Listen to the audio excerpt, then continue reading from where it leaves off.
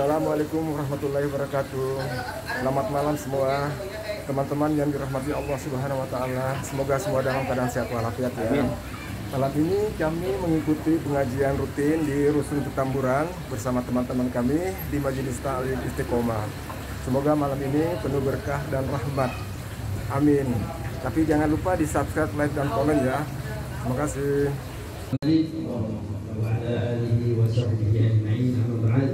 Alhamdulillah, marilah kita panjatkan puja dan puji syukur kita kehadirat Allah Subhanahu wa taala. Dengan nikmatnya lah alhamdulillah kita bisa hadir di tempat yang insyaallah diberkahi oleh Allah Subhanahu wa taala. Mudah-mudahan apa yang kita baca tadi, mudah-mudahan semua bacaan diijabah oleh Allah Subhanahu wa taala. Semua permintaan kita dijabah dikabulkan oleh Allah Subhanahu wa taala. Tidak lupa kita keluar dari sini, mudah-mudahan dosa kita diampuni oleh Allah Subhanahu wa taala. Amin amin ya rabbal alamin. Alhamdulillah, sekarang kita masih melanjuti ya tentang hadis Bukhari Mujib. Mana sebelumnya kita doakan dulu Al-Fatihah kepada Sayyid Ali bin Abbas Al-Maliki, kepada Sayyid Muhammad bin Ali bin Abbas Al-Maliki, ila hadratin Nabi Muhammad sallallahu alaihi wasallam. Al-Fatihah.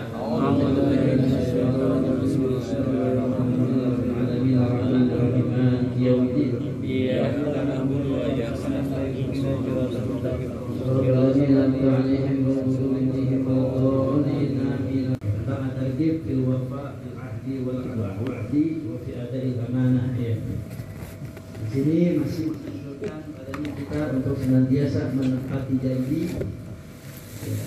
Begitu juga berkata jujur, melaksanakan amanah.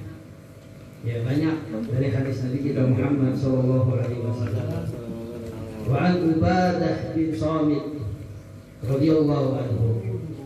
Ya, Ubadah bin Samit ini, As-Samit ini, beliau adalah salah satu sahabat Nabi min ahli Badar, yang pernah perang Badar bersama Nabi, juga perang Uhud. Ya, beliau juga salah satu panglima Nabi, panglima yang diutus oleh Nabi di zamannya ketika peperangan di Mesir. Begitu beliau juga salah satu sahabat Nabi yang mengumpulkan Al-Quran. Ya, jadi dikumpulkan pada zaman Nabi itu kan Al-Quran ada yang di dalam apa? Ada yang ditulis di batu, di kayu, performa, ya. Nah, beliau salah satunya juga ya, sahabat Nabi yang senantiasa ikut serta menulis, mengumpulkannya. Belum dibukuin, belum seperti kayak sekarang. Ya, beliau salah satu sahabat Nabi yang benar-benar terbuka. Cuman kita jarang dengar Al-Ubadah bin Samit radhiyallahu anhu, anna Nabiy sallallahu alaihi wasallam qala, bahwasanya Nabi Muhammad sallallahu alaihi wasallam bersabda, idmanu li sittan min anfusikum adman lakumul jannah usduqu idza haddatum wa'ufu idza wa'adtum wa atu idza tumintum wahfadhu furujakum wa waddu absarakum wa kufu aydiyakum. Ya, rawahu Ahmad wa Ibnu Hibban fi sahihihi wa Ibnu Abi ad-Dunya wal Hakim. Yang mana wa qala sahihul isnad wa Tabrani wa Baihaqi wa Syu'abi. Ini dari hadis Nabi kita Muhammad sallallahu alaihi wasallam, beliau berkata, "Manuli sitta min anfusikum." Ya, jaminkanlah untukku. Ya, jaminkanlah untukku itu li if'aluha. Dilakukanlah untukku. Atau katakan ya bahwasanya para sahabat pernah bertanya, "Ya Rasulullah, apakah seorang muslim itu pernah melakukan kejahatan?" Ya, mungkin misalnya mencuri. Kata Nabi Muhammad, bisa kemungkinan kalau imannya lagi lemah, bisa jadi kemungkinan. Bahasanya begitu, maknanya. Atau berzina, bisa kemungkinan. Oh, imannya lagi lemah, bisa melakukan itu. Atau minuman keras, bisa juga kemungkinan. Ya, kalau imannya lagi lemah, lagi lupa, lagi lalai, mungkin orang Islam melakukan itu. Ditanya lagi, ya Rasulullah, apakah orang Islam itu berdusta? Nah, ya, orang Muslim itu tidak berdusta. Karena Nabi enggak ada orang muslim yang berdusta. Jadi kita mengaku Islam, mengaku umat Nabi Muhammad, jangan sampai kita berdusta. Qulil haq walau kana murran, berkatalah benar walaupun pahit. Ya. Man kana yu'minu billahi wal yawmil akhir falyaqul khairan aw liyasmut. Barang siapa yang beriman kepada Allah dan hari akhir, maka berkatalah yang baik-baik saja atau diam. Ini ajaran Nabi kita Muhammad SAW. Maka Nabi Muhammad juga sama sekali mengajarkan umatnya untuk berdusta. Ya, kecuali para ulama mengatakan untuk maslahatil ummah atau maslahat, artinya satu berantem nanti diajak sono nah ini lain cerita. Padahal ada yang membolehkan. Tapi jangan di lain itu nggak boleh kita berdusta sedikit pun. Ya, untuk itu kita tidak boleh berdusta. Ya, dan ini nggak boleh, hati-hati. Karena laknatullahi 'alal kadzibin. Allah melaknat bagi orang yang suka berdusta. Makanya hati-hati. Ya, karena kenapa? Kalau kita udah berdusta, nanti dikhawatirkan keimanan kita juga berdusta, bohong. Ya, kita harus beriman kepada Allah dengan sebenar-benar iman. Kita beriman kepada Rasulullah dengan sebenar-benar iman. Kita mencintai Rasulullah dengan sebenar cinta. Gak boleh kita mengaku-ngaku doang, tapi di hatinya enggak. Itu sama juga dusta. Makanya orang iman itu udah mencintai Nabi Muhammad, benar-benar mencintai, enggak boleh. Udah harga mati. Nah ini makanya Nabi Muhammad SAW menekankan bagi kita untuk senantiasa jangan sampai kita mengeluarkan mulut kita untuk berkata-perkata yang tidak terbohong. Ya, maka kalau kita berkata, jujurlah dengan Nabi Muhammad SAW. Nah ini jaminan yang pertama. Ada 6 nih. Ya, salah satunya kita harus jalani dulu. Ya, kita harus qulil haq walau kana murran, udah. Mau gimana lagi? Yang penting kita berkata dengan berkata yang baik dan yang jujur. Jangan ditambahin dan juga jangan dilebih-lebihin atau dikurang-kurangkan. Oh, itu bukan umat Nabi Muhammad SAW. Umat Muhammad benar jujur apa yang dikatakan. Ya, karena Nabi mencontohkan Nabi Muhammad SAW tidak pernah dari satu huruf pun berkata dusta. Adapun yang dilakukan oleh para nabi katanya pernah bohong, itu bukan bohong sebenarnya. Kalau kita mengatakan bohong itu salah. Ya, dengan kata lain gitu. Ya, jangan katanya kita ambil dulu Nabi Ibrahim pernah berbohong, jangan ngomong bohong, salah. Nabi itu nggak pernah berdusta, mustahil seorang nabi itu berdusta. Kalau kita belajar akidah kan ada 4. Ya, ada 4 apa? Wajib sifat bagi seorang nabi dan rasul. Yang pertama apa? Ya, sidik, harus jujur. Sifat mustahilnya apa? Berdusta. Artinya seorang nabi nggak pernah berdusta. Berkata ya, berkata jujur. Karena nggak mau juga. Ya, arti kali ya. Begitu juga apa? Amanah. Ya, seorang nabi itu amanah. Gak ada seorang nabi itu apa? Khianat. Semua nabi yang Allah utus semuanya amanah. Ya. Yang ketiga apa tadi? Ya, fatonah. Fatonah apa? Ya, para rasul fatonah, cerdas. Jadi nggak ada nabi itu bodoh. Ya. Nggak ada seorang nabi itu bodoh. Ya, para nabi, para rasul nggak ada bodoh, nggak ada. Di para rasul bodoh nggak ada. Diutus sama Allah semuanya punya akal, kecerdasan yang keluar dari manusia biasa. Tapi Nabi Muhammad lebih dari nabi-nabi yang lain. Ya. Begitu juga tabligh menyampaikan kepada umatnya. Ya, tapi kalau Nabi Muhammad SAW menyampaikan kepada seluruh umatnya, khususnya Nabi Muhammad. Kalau Nabi yang lain menyampaikan kepada kaumnya aja.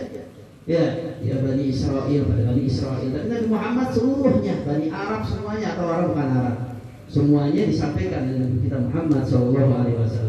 Ya, apa yang dikatakan Nabi semuanya jujur. Makanya umatnya Nabi Muhammad wajib mengikuti, yaitu berkata jujur. Ini ya jaminan yang pertama karena Nabi Muhammad SAW. Ya, yang kedua apa kata Nabi Muhammad? Ya. Wa'afu idza wa'adtum. Tunaikanlah apabila kalian berjanji. Ya, kalau udah janji ada janji kita jalan naikkan. Jangan sampai kita mengingkari janji. Ya, karena orang yang berdusta sama orang yang mengingkari janji itu salah satu tanda-tanda orang munafik. Ayatul munafiki salah saya tidak hadatha. Makanya orang dusta, bohong, ya udah. Ciri-cirinya orang munafik. Ya, orang munafik itu apa sih? Orang munafik itu ya tidak sesuai dengan ajaran Allah di hatinya dia. Di orang lain di depannya itu beriman kepada Allah, tetapi di belakangnya mengingkari. Nah, ciri-ciri orang munafik kayak begitu. Ya. Nanti bidarsil asfal, nanti tempatnya di mana? Di neraka yang keraknya neraka. Alhamdulillah. Neraka keraknya bukan atasnya. Ternyata bubur nasi ini, ya kalau tidak habis tuh keraknya ada tuh, hitam. Nah itu orang-orang munafik tempatnya di situ. Ya bukan di atas, di bawah. Udah kepanasan hitam mulai keraknya. Alhamdulillah tidak. Nah ini apabila kita berjanji kita harus mengenal. Jangan sampai kita untuk melanggar janji kita. Wa atu ida tumintum. Ya. Kita laksanakan apa? Ya, apabila kita disampaikan apa ya, diberi percaya, amanah. Ya, kalau kita diberikan amanah, diberikan kepercayaan, maka kita harus sampaikan. Jangan sampai kita khianat. Ya, sampai kita berkhianat. Kalau kita diberikan kepercayaan, diberikan amanah, kita sampaikan langsung. Jangan sampai kita gini. Itu juga ciri-ciri orang munafik begitu juga. Ya. Apalagi misalnya kita diberikan amanah, kuasa atau macam-macam misalnya, itu berkhianat. Ya, biarin aja di dunia dia bahagia. Tinggal tahu istidratnya Allah. Nanti di yaumil kiamah, ya kena dah di situ. Ya, dia nggak nyangka pada umurnya dia paling banyak itu 80 tahun. Itu daya makna tuh. Bonusnya banyak tuh. Kalau ikutin Nabi 63, berapa 80 tahun? Ya, tungguin aja, nggak habis 100 tahun kita hidup di dunia. Hebat, dari 100 tahun tadi berapa orang doang, dikit yang umur segitu. Ya, artinya apa? Ya, artinya kekuasaan yang kita raih, semuanya yang kita raih itu akan dipertanyakan nanti di yaumul kiamah. Ya, naudzubillah. Makanya hati-hati sekarang. Makanya orang yang berjuang dengan sebenar-benarnya menjalankan amanat, pada hakikatnya di dunia misalnya kekang, pada hakikatnya di dunia itu capek untuk melaksanakan amanat, tapi nanti istirahat senang di yaumil kiamah, pada di alam barzah atau di yaumil kiamah, aman di sana. Di sini ya udah capek, ya untuk mengumpulkan apa? Mengumpulkan kita ibadah kita, pahala kita di sisi Allah Subhanahu wa Ta'ala. Ini capek nggak apa-apa. Ya, nggak masalah. Terus apa itu? Yang ketiga itu, yang keempat. Kata Rasulullah apa? Wahfadhu furujakum. Yang keempat apa? Jagalah kemaluan kalian. Iya, kita punya kemaluan, kita jaga. Alhamdulillah. Jangan sampai kita melakukan yang diharapkan Allah Subhanahu wa Ta'ala. Iya, itu haram. Alhamdulillah. Ya, misalnya alhamdulillah berzina atau laki-laki mengeluarkan bukan pada tempat. Kita tahu dah ya, mengeluarkan pada tempatnya. Udah mau kuat syahwatnya puasa. Kalau misalnya punya rezeki nih nikah, ya jangan ditahan-tahan anak laki, bahaya. Bisa ke kamar mandi kita akhirnya melakukan sesuatu yang tidak baik. Naudzubillah, haram hukumnya. Ya, haram. Naudzubillah. Ya, kita jangan sampai melakukan itu. Kita jaga kita punya. Apalagi yang perempuan sampai keluar, naudzubillah.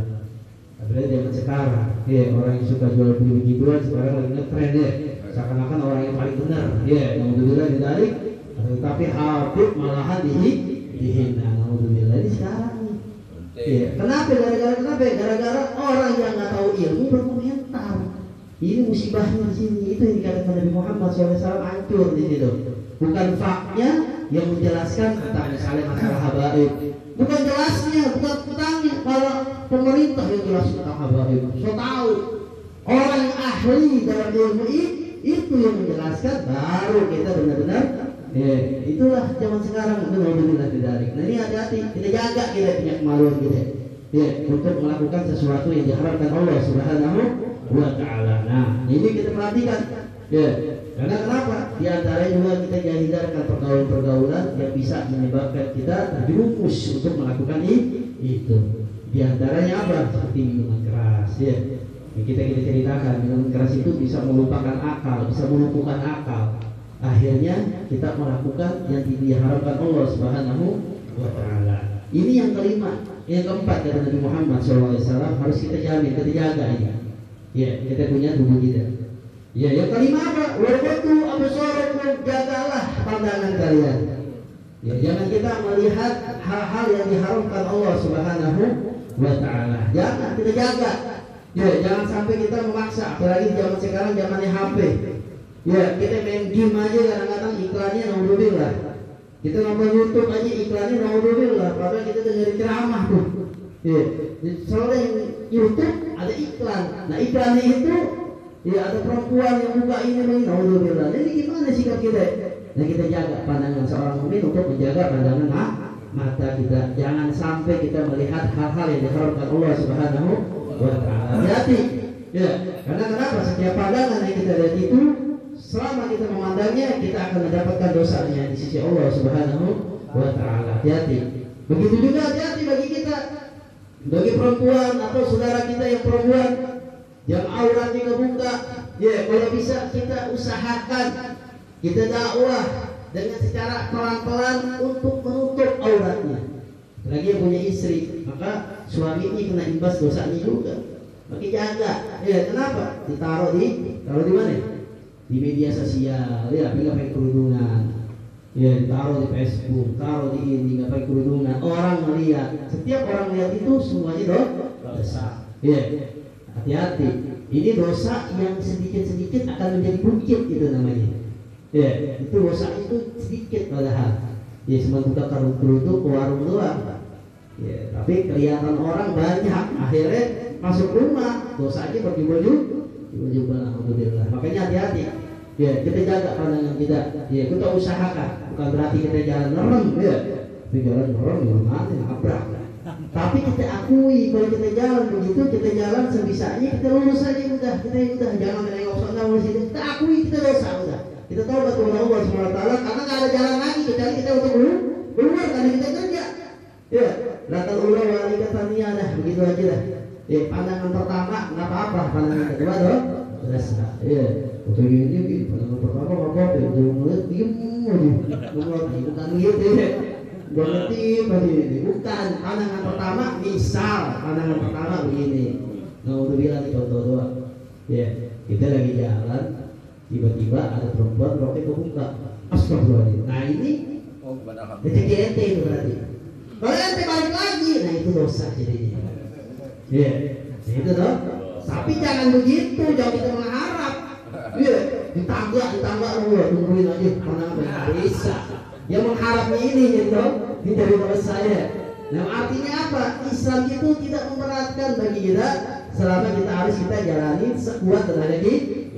Jangan sampai kita terpaksa atau jangan sampai kita merasa terkekang. Enggak, kita jalani karena perintah kita kepada Nabi Muhammad SAW. Ya, maka jaga pandangan kita. Ya, jaga pandangan kita untuk apa? Untuk senantiasa melakukan sesuatu yang diharapkan Allah Subhanahu wa taala. Caranya gimana? Di antaranya kita sering datang ke masjid. Ke majelis taklim kayak gini nih. Kayak gini apa kita lihat hal-hal yang diharapkan, laki semua yang dikaji Alkitab, yang dibaca wirid, ya, pahala semua. Ini salah satu penjagaan mata kita untuk apa? Menjaga istirahat dulu dari dosa. Ya. Yang kedua kita baca Quran. Di rumah kita baca Quran. Itu menjaga mata kita. Atau sholat ke masjid. Ya, kita ke masjid, kita sholat mana? Itu salah satu istirahat mata kita dari pandangan hal-hal yang diharapkan Allah Subhanahu wa taala. Karena kita tinggal di mana ini di sini? Di Indonesia yang mana aurat itu biasa baginya. Kecuali yang di Saudi atau di Yaman, di Hadramut, yang mana perempuan aja nggak keluar aja pakai cadar, nggak kelihatan. Ya kalau kita di sini cobaannya lebih berat, artinya pahalanya lebih gede ketimbang di sana. Ya di Yaman menjaga mata pahalanya di Hadramut tuh nggak begitu besar, tapi di Indonesia lebih besar kalau bagi orang yang menjaga. Kenapa? Karena cobaannya semakin berat. Semakin berat cobaannya, semakin besar pahalanya. Makanya cepat jadi wali ente kalau misalnya begini. Kalau ente jalanin tuh, cepat ente jadi wali. Kenapa? Cobaannya berat. Ya, cobaannya berat, halangannya berat. Dengan syarat-syarat ini aja gitu jalannya. Ya insya Allah, ya. Kita jaga tuh, rukun besar rukun. Ya, yang keenam apa? Yang kelima, yang keenam waqafu aydiyakum.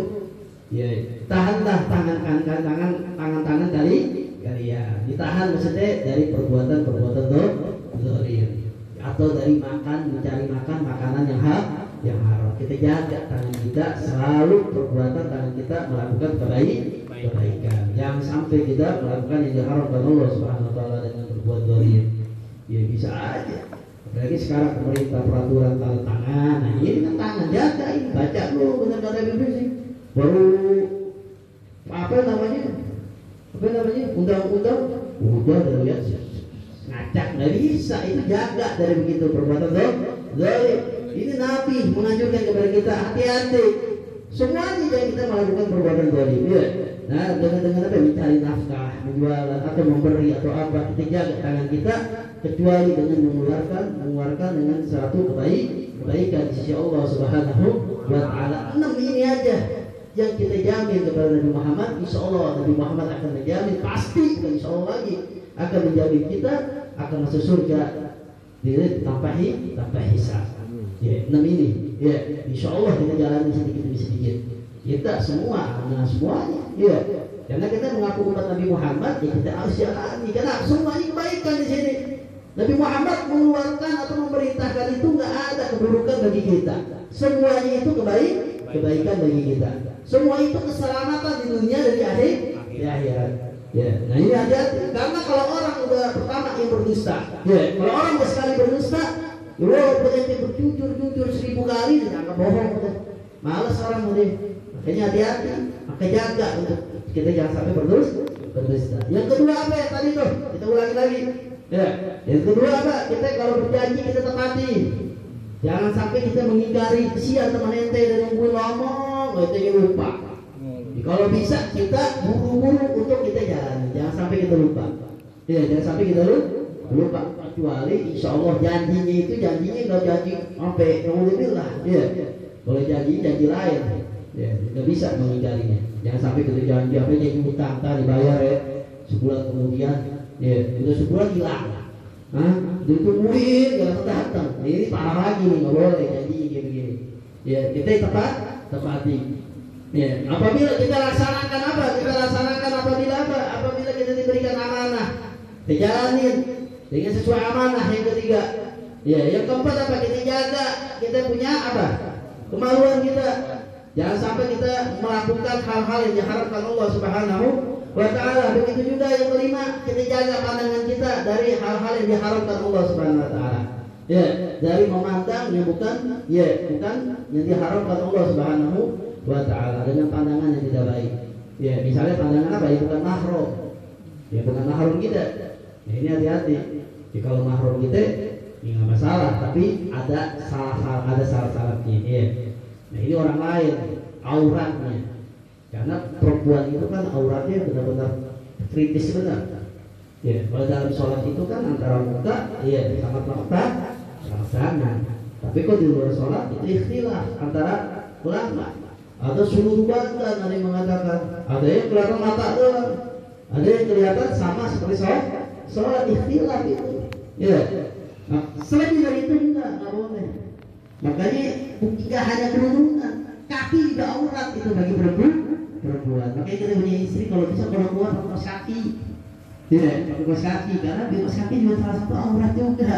Hati-hati, bukan enggak.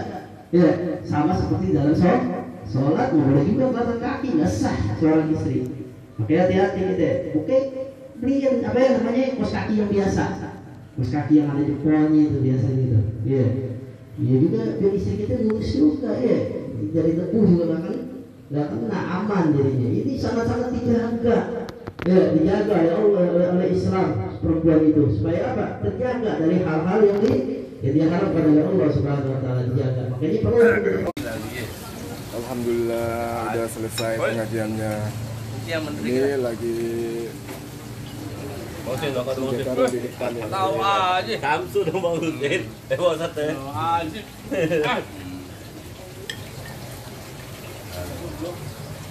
Ustaz.